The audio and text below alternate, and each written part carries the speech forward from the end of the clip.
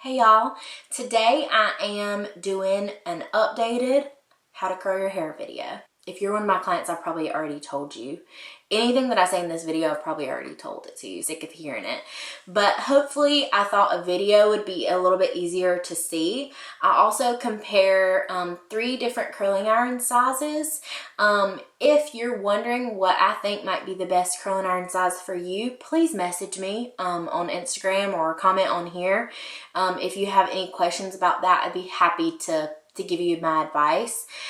How everyone curls their hair is going to be a little tiny bit different, but these are the techniques that I typically use on myself and my clients. I can change the size of the barrel depending on the hair, the look that they want, also the heat, of course, and then the size of the section that you use. You can do this based on any part. It's just, I do have people ask me a lot about middle part, how to kind of curl to get it to lay right for a middle part. Try switching up your part one day when you're at home and your hair is clean, or even if it's dirty, and try curling it a little bit different. You may be surprised to find that it could hide the area, any area where you feel like your roots stand out too much.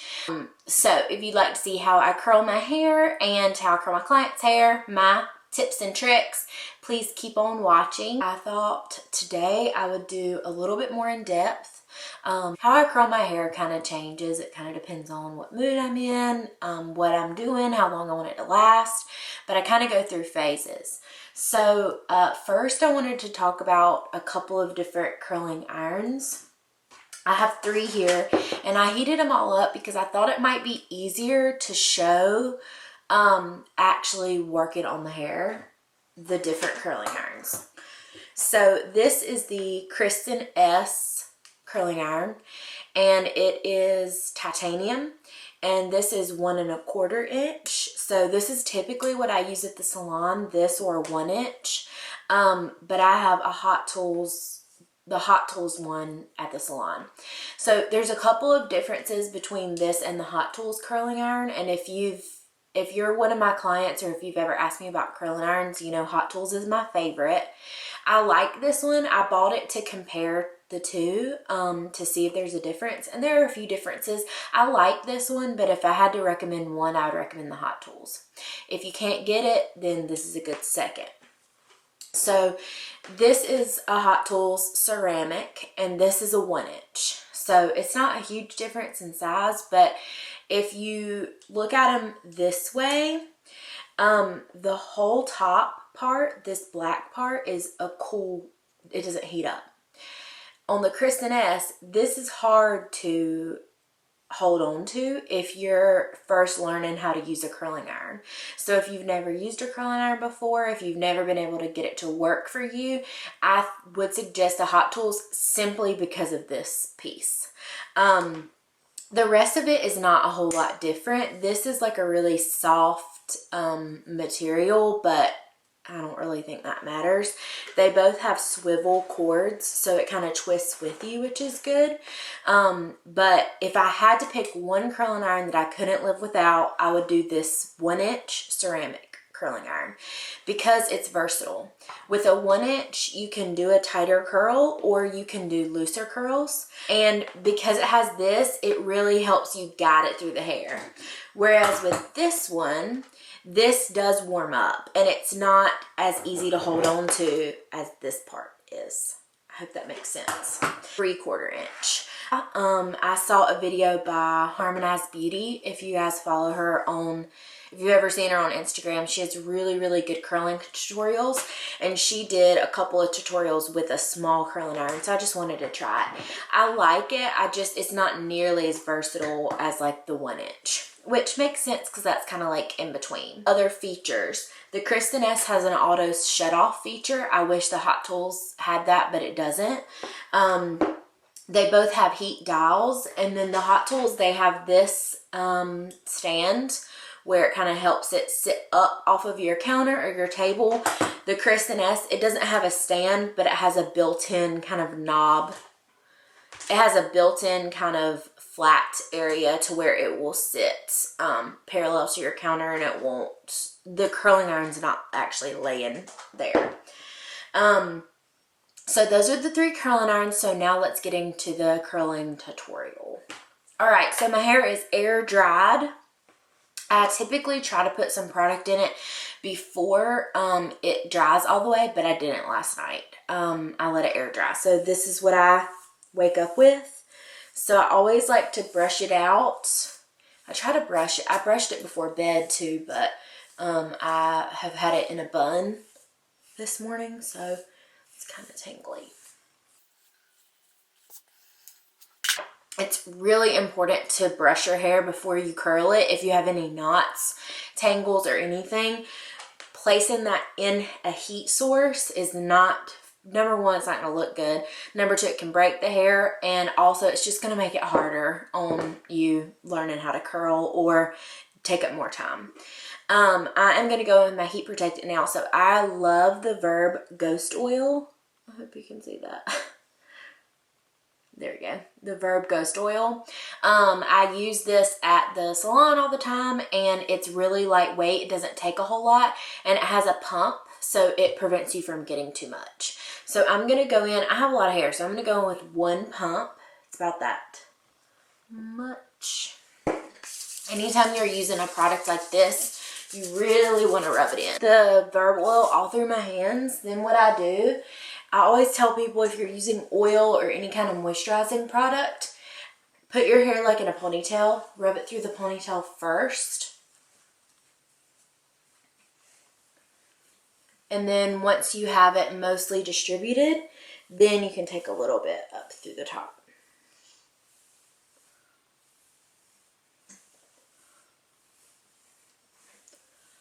The next most important thing is to section your hair. I see so many people try to curl their hair by leaving it all down and just grabbing random pieces. I think that takes more time. Just section it. It's easier to see what you have already curled and what you still need to curl. And it's just easier. Just do it. Around my ears, I don't take really small sections. And then I always think it's easier to kind of bring all the hair forward. So this will probably be about 4 curls, but I want to show on the video the difference. So I'm going to go smallest to largest. So of course, when you're using a smaller iron, you're going to need to take smaller sections. This is the 3/4 inch.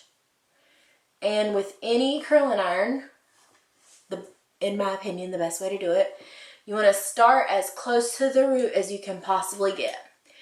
Really try not to take the curling iron and clamp it down and leave it, because it's going to make an ugly crimp. So take the curling iron and start twisting. And you just kind of twist until almost all of your hair is into the iron, and then I always try to leave a little bit out of the ends. The longer your hair is, the straighter your hair is, the more or less you're going to leave out of the ends. Done, I just kind of slowly work the iron out.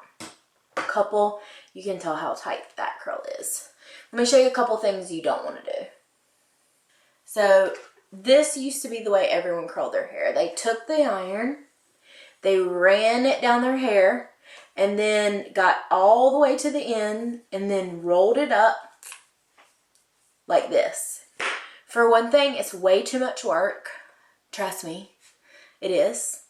Another thing, all of this is not curled. You know why? Because you took the iron and you straightened it out with the iron. So you don't want to do that. Then when you comb all this out, the only curl you're going to have is down at the bottom. With long hair, that's not that big of a deal. With short hair, that's when you get that triangle head. And everybody knows what I'm talking about. Typically, you want more of the volume up through the hair around your head, not at the bottom like this. And I think the curls that you get by doing it this way are a little bit nicer and prettier. Now, if you don't like the ends straight, that's fine. You can kind of hit them with the heat, but try not to take your curling iron and run it down the hair. So try not to curl the same piece twice, but I had to do that for the demonstration. Okay. I'm going to take the 1 inch now, same thing, up to the root and start twisting.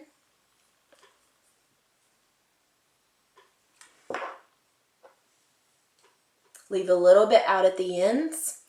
And it's a little bit curly at the ends. I naturally have a little bit of frizz. So if you feel that way, or if you feel like it's a little bit frizzy or too curled, what you can do is just kind of take the curling iron and run it down, and that'll kind of smooth your ends out just a little bit. So this is with a 1 inch. This is 3/4 and this is a 1 inch. It might be hard to tell, but there's not as much coil up through the hair on this one since it's a larger iron. Then I'm going to go on this side because this hair is a little bit shorter. It's going to be harder to tell. The larger iron, the 1 1/4 inch, which is the largest that I would go with an iron, is that you can take a good bit of hair, but you're still doing the same technique, moving the hair away from the face. It's just more flattering, and it's it prevents the hair from falling in your face a little bit more. Hold it for just a couple of seconds. Then when you're done, I just kind of untwist the iron from where it was and then smooth it. You can probably tell a bigger difference with this one than you can with these two, but there's like, you know, maybe 2 twists in the hair. Whereas with this one, it's like a very tight coil. And then with this one, it's kind of that in between. So on this side, I'm doing it away from the face. On both sides, I'm doing everything away from the face right now. So I get as close to the root as I can. And you always want to be twisting the iron away from you. That's what's going to give you that look. As you can see, I have more of my ends in the curling iron, but that's okay. And this is a much looser curl. Stick with the larger iron now because just for time's sake. Same thing though, and then kind of run it through the ends. Hopefully you can tell between this curl and the curl that I did earlier, whereas now with this technique, the curl is throughout the hair and the ends are kind of smooth. It lays a little bit closer to the head.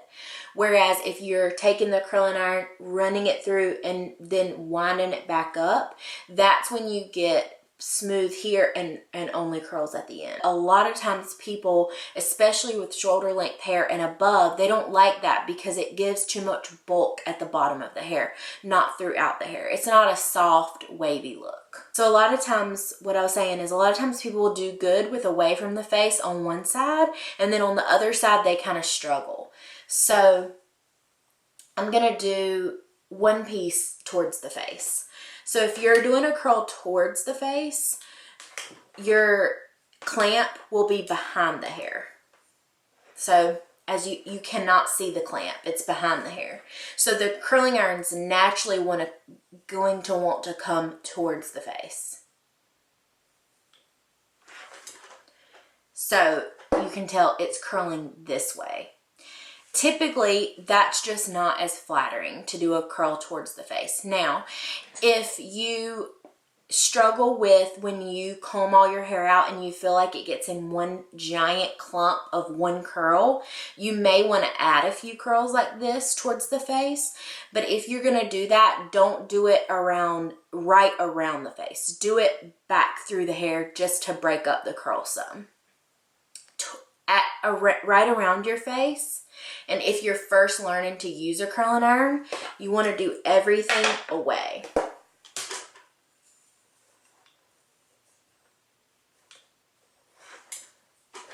My hair is really clean, like I said, so it just kind of slipped out of the curling iron this time. There we go. So you can tell this one curls away from the face. Goes back. This one goes towards. I'm going to do one on this side towards the face just to show again. You just want to keep it, you just want to make sure that the one's right at your hairline are going away. If not, it's gonna kind of fall in your face and it's just not gonna lay as pretty. So if you want to go away from the face, your clamp is always going to be in the front. I think that's the easiest way to remember. There's nothing wrong with doing some curls like this, just not the ones directly at your face. So when you section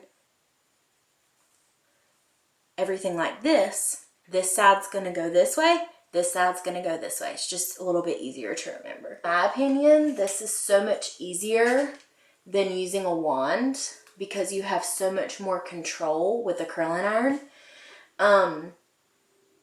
So I prefer a curling iron, and I think it's easier to get used to than a wand. I do have some friends and clients that prefer a wand. I just like a curling iron better. And once you learn how to use it, I think you'll think this is easier than a wand. All right, so this side's done, and I do have one going towards the face, and that's okay because the one closest to me is going away and everything else is going away. And I try to leave them without touching the curls while they cool.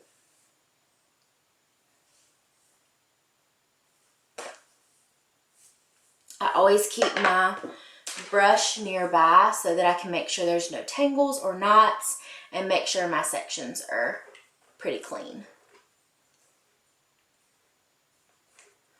I'm going to hold it for just a sec. I have about an inch and a half out at the ends.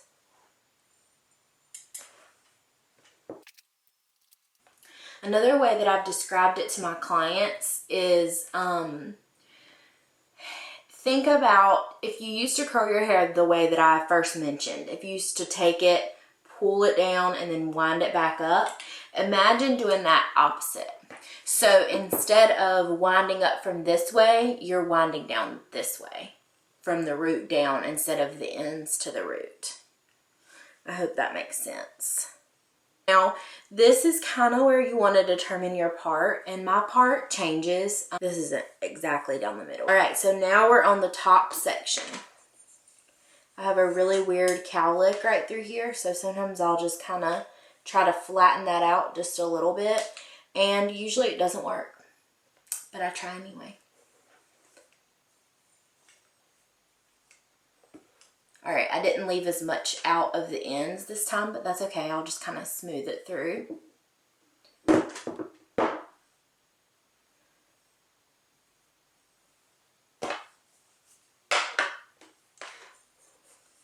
Same thing. Immediately start twisting the curling iron. Leave a little bit out of the ends. Hold it for just a couple of seconds. And then kind of twist through. One other thing that I forgot to mention, I have my curling iron up on a pretty high heat. If this is the first time that you're doing it and you think, oh, my hair can probably take 400, take it down to like 300. All right. All right, hold just a few seconds. Kind of smooth through.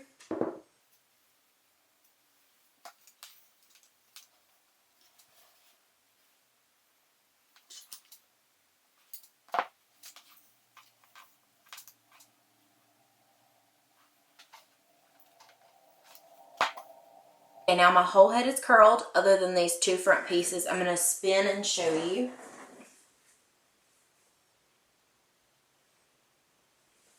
Doesn't look that cute. Show you a little trick for if you want to part your hair down the middle. So it's basically the same. You're going to take the curling iron up to the root. I'm just going to come down a little bit further because I don't want these curls quite as tight. And then I kind of pull on it just a little bit while it's warm. That's going to relax the curl a little bit. Careful with this. But on the opposite side, this is on my right side. On my left side, I like to turn the curling iron upside down. If you don't feel comfortable with that, please be careful because you're real close to your eyeballs and your forehead and everything else. pull on it just a little bit, but I feel like this makes them a little bit more consistent if you turn the curling iron upside down. That may just be in my head, so let it cool for a few minutes, whatever. It's still a little bit warm, but it's mostly just these pieces, so I'm not going to worry about it. If you're worried about taking out too much of the curl, just use your fingers. So that's what I'll do with this side. Your hand should just glide through. It shouldn't feel stiff. It shouldn't feel like hairspray or anything like that. If it does, then maybe your heat protectant is too sticky, or you may not have brushed out any knots. On this side, I'm going to use a brush. And I've kind of been using a brush a lot lately because I've just been doing really, really loose curls. And that's it. Now, it's really rainy today, and whenever it's rainy, I have a lot more flyaways and everything. I'm looking in this mirror. And I can tell that these pieces fell a little bit, and that's common when the weather is a little bit rainier or more humid. So sometimes, if that's the case, instead of using the larger curling iron, I'll go with the smaller one to give a little bit tighter curls, just because I know they're going to relax more. Also, my curling iron cut off about halfway through this because it had already been hot for 30 minutes because of me talking and all that. So some of these pieces I don't think got curled enough.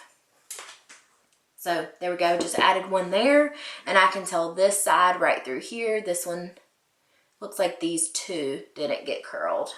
Like I said, I don't think my curling iron was hot enough. But this happens sometimes when you're curling your hair. Sometimes pieces just don't do as good as you think they're going to. I could have taken a larger section right there. Maybe I didn't hold it long enough. I'm talking.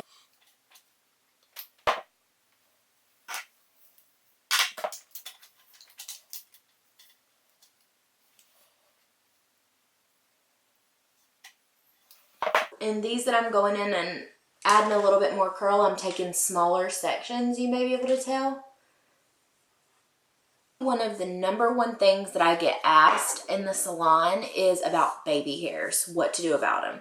So honestly, there's nothing that you can do that's gonna completely fix baby hairs. If you have a lot of breakage or if you have a lot of new growth, there's probably a reason behind that goes deeper than your hair. But almost everybody has some baby hairs or something around their face and around their part. So my favorite trick for that, to make them look a little bit better, I'm going to try to show in the camera right here. I have a lot. Mine always show a lot more when my hair is clean too. So I'm going to take my hairspray. This is the Amika Fluxus. Just kind of lightly spritz, and then take a little comb while it's still a little bit damp.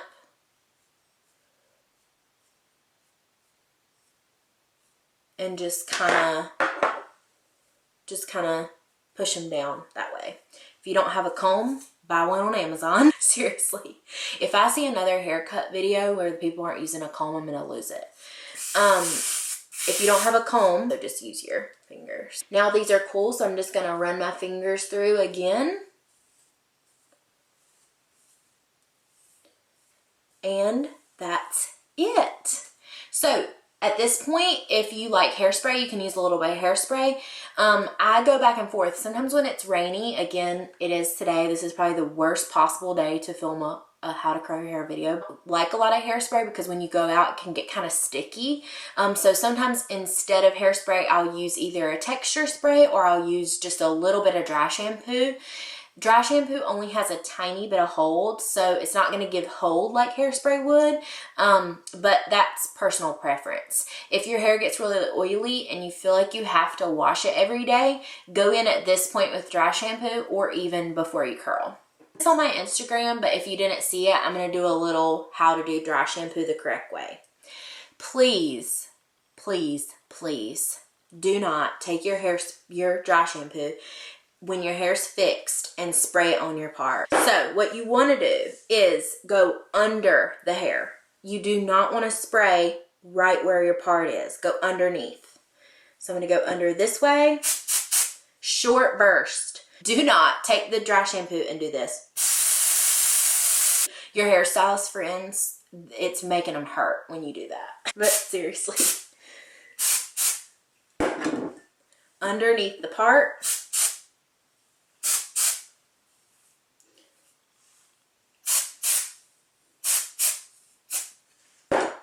That's more than enough dry shampoo.